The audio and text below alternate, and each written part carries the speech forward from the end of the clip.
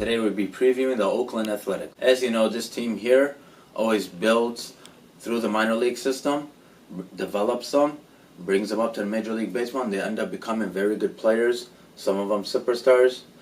And the only problem thing they have is they have low revenue, where they can't keep their superstars, and they let them go through free agency, or they have to trade them in order to get value and help reorder to stock up the minor league system. But this team here, with general manager Billy Beane, he knows what to do. He's a very smart GM. He's been in the game for a long time. And he always has Oakland going in the right direction, always making them competitive every year. And with the manager and Bob Melvin. Bob Melvin's been there for a while. He's always a winner. He's been known to be a winner. And a lot of players respect him. They love playing for him. Just like the days of Art Howell when he was the manager for Oakland. You know, this team here has respectability. A lot of people respect them. The only difference is, you know, they do have a low revenue. They don't spend a lot.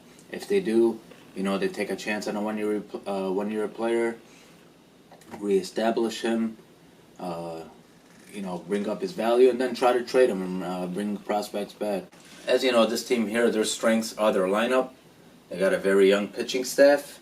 They got a very nice bench. The only weakness they have is their bullpen. Their closer is good, but after that, it's a toss-up.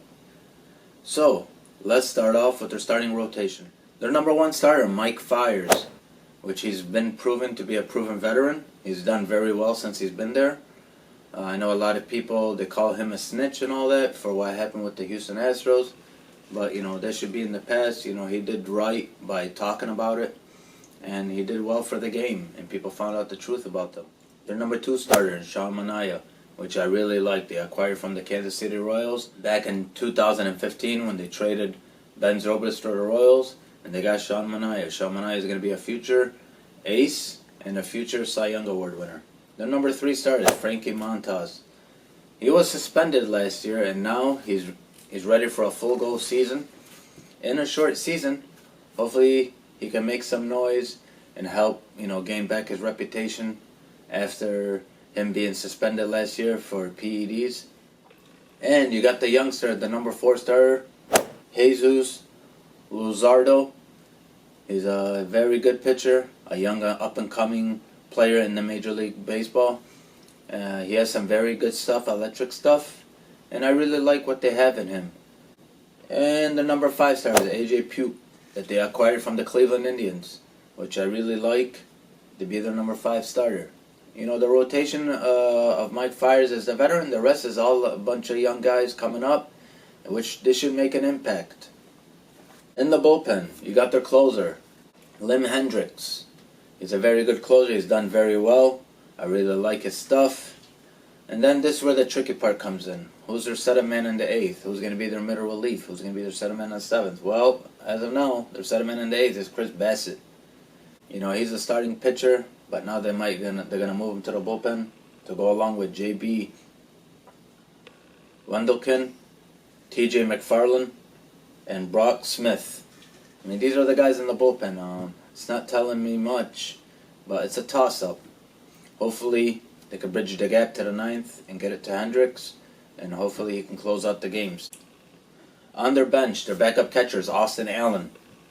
Their backup first baseman, Seth Brown, who could also play first base and the outfield.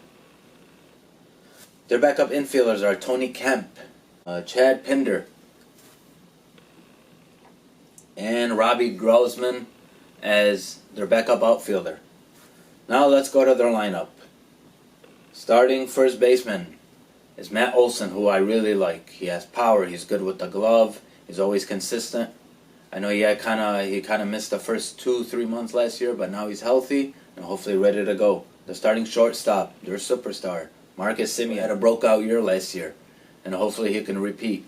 You know, he's also a free agent after this year.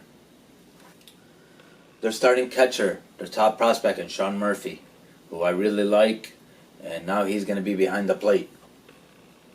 Their starting second baseman is Franklin Barretero. He's a young stud, and hopefully, you know, put up some numbers and take over second base. Their starting third baseman is Matt Chapman, who is another guy who could be an MVP caliber. He's very good with the glove and very good with his bat. As their DH is Chris Davis. They know him as Crush Davis. He just clocks home runs, clocks home runs, clocks home runs. He has a high strikeout rate, but this guy here, he knows how to bash the ball. He's in his perfect situation, playing DH. In left field, you got Mark Canha, who was another guy who could also do well and put up, decent numbers, and hopefully he'll do well. In center field, you got a youngster in Ramon Laurinito. Ramon Laurinito. He's very flashy with his glove in center field. He's known for his bat to hit power. I really like this kid, and he can control all the outfield positions, and he's a perfect center fielder. In right field, you got Steven Piscotty, who I really like. He needs a bounce back year, but he's also a feel-good story, knowing that his mother lives in Oakland. When he requested a trade from the St. Louis Cardinals, the Cardinals told him, "Where would you like to go?" He said Oakland. They ended up trading him there. So hopefully he can do well over there. All in all, this team here, to me, my prediction, they will win the AL West. They're going to finally do it, and hopefully they can make some noise in the playoffs, but it's going to be a tough break. You got the Twins, you got the Yankees, and hopefully Oakland, and you got Tampa Bay, could be the wild card, maybe Texas.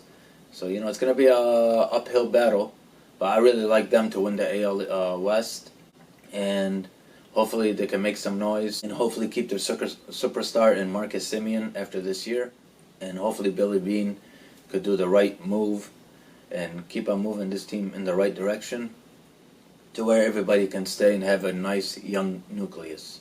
Thank you all. See you next time.